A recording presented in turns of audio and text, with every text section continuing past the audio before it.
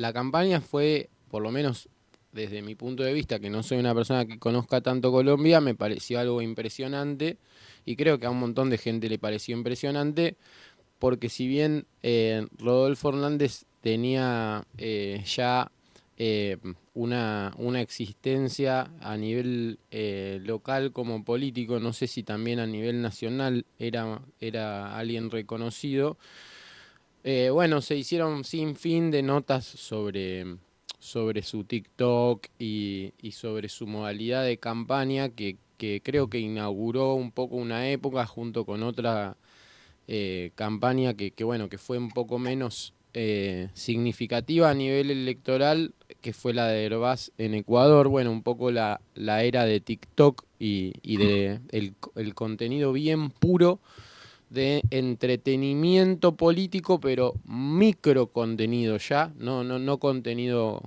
como Peña Nieto en en los 2000, sino ya hablando de algo muy micro, que básicamente es TikTok, y con esta lógica bien de la economía de la atención agresiva que vivimos.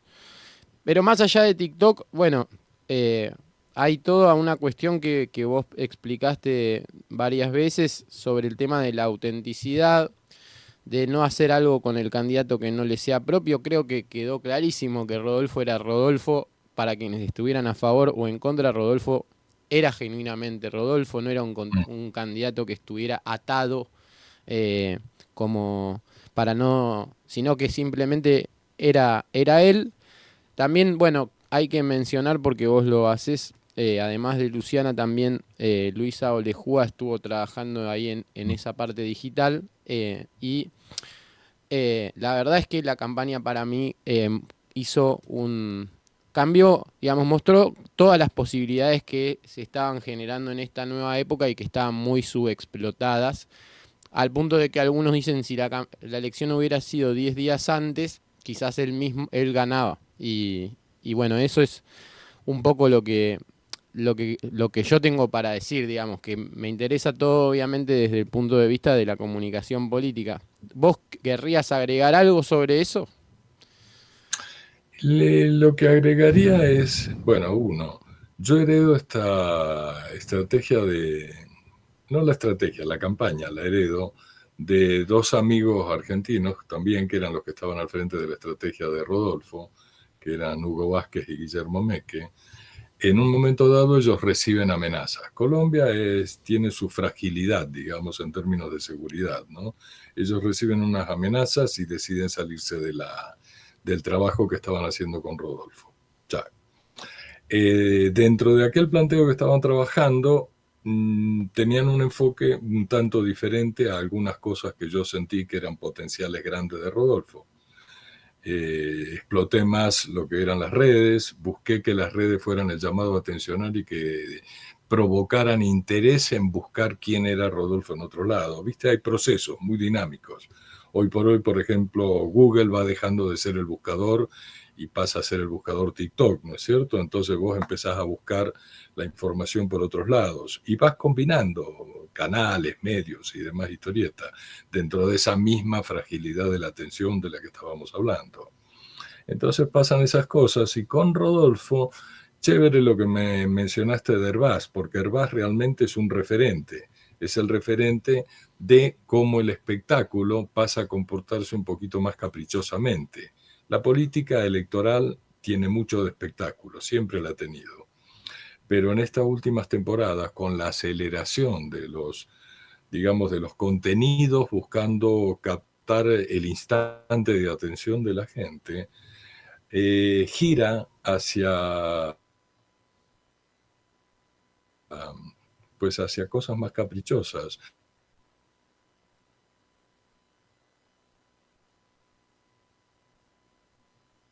Y puedo decir, uy, hoy salen las encuestas, ¿qué pasará? ¿Viste? Que son como señales de complicidad con la audiencia que dicen, esto no es un político convencional, esto es otra cosa. Que es un poco lo que está pasando con un montón de situaciones que no son las ideales, me parece a mí, pero donde la gente está por rechazo o por no haber encontrado en las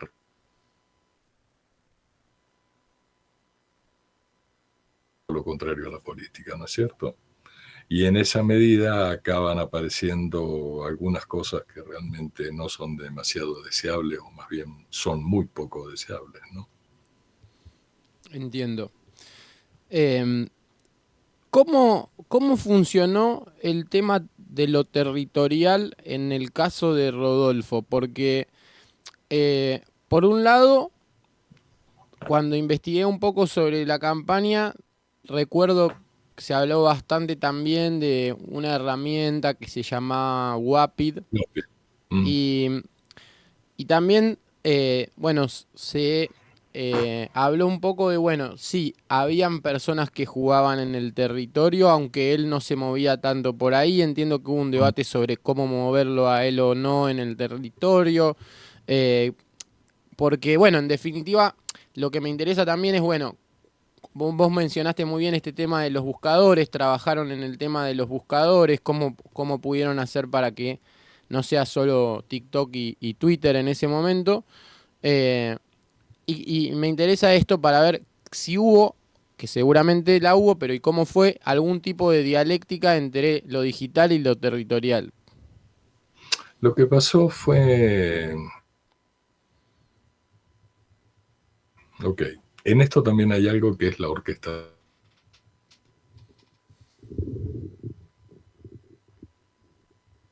Un canal que es mensajería, pero que funciona como red social, que es WhatsApp, ¿no es cierto? WhatsApp fue poderoso en un montón de escenarios. En el escenario Bolsonaro, la primera vez, viste, en definitivo, WhatsApp. Acá Wapid fue una, digamos, una plataforma con la cual trabajamos WhatsApp y trabajamos para expansión de la militancia, y dentro de eso que trabajamos con Wapid, más otras acciones, logramos un efecto que fue tomando, debes tener en tu cabeza la campaña 2008 de Obama, que representa una serie de posibilidades. Una es olvidarse de la verticalidad en una campaña política y fomentar la horizontalidad, que la gente tome la campaña, se sienta parte de la campaña y genere comunicación de la propia campaña.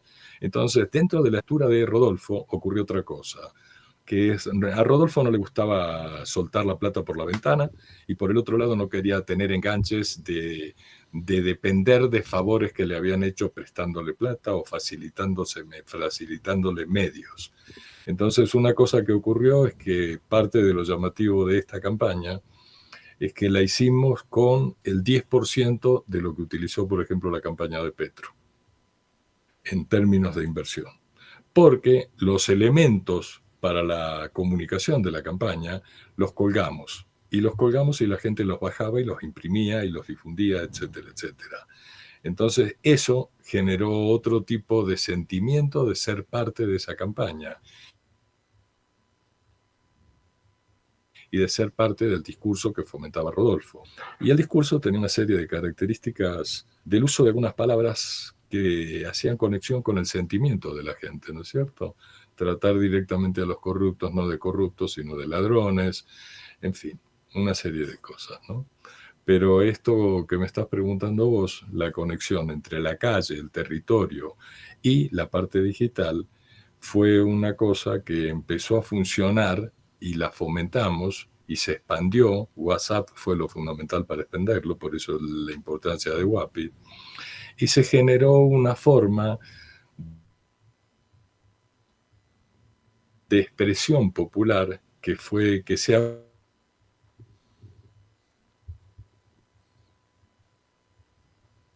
a pitar, a tocar la bocina, ¿no es cierto? Promoviendo la candidatura de Rodolfo, y eso pasó por todo el país. Lo recogíamos en mensajes un tanto épicos, ¿no es cierto?, mostrando que había en desarrollo una cosa que tenía mucha fuerza, y confrontamos con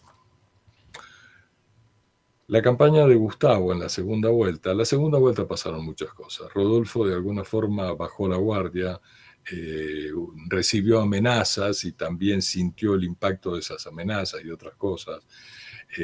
Gustavo se desconcertó por haber entrado Rodolfo a esa segunda vuelta y se puso muy agresiva la campaña de Gustavo Petro, ¿no es cierto? Finalmente la diferencia fue 700.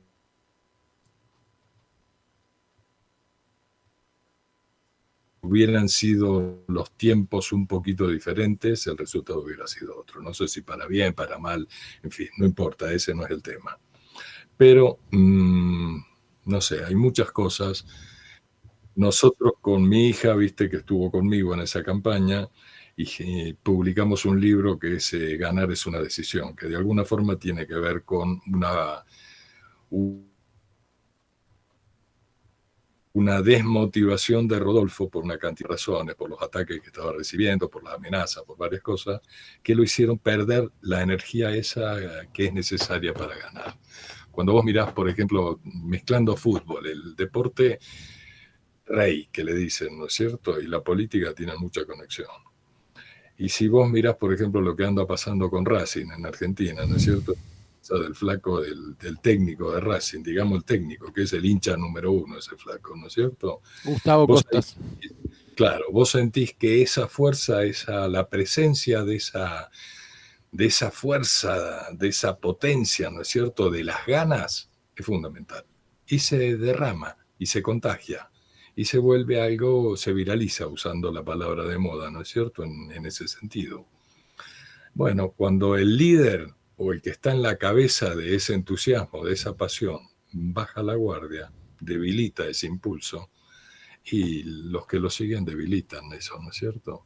Entonces, qué sé yo. El resultado es el resultado, pero ganar es una decisión, y es una convicción, y es un meter los huevos con todo. Esa es la historieta. En el caso de Rodolfo faltó ese final. Claro.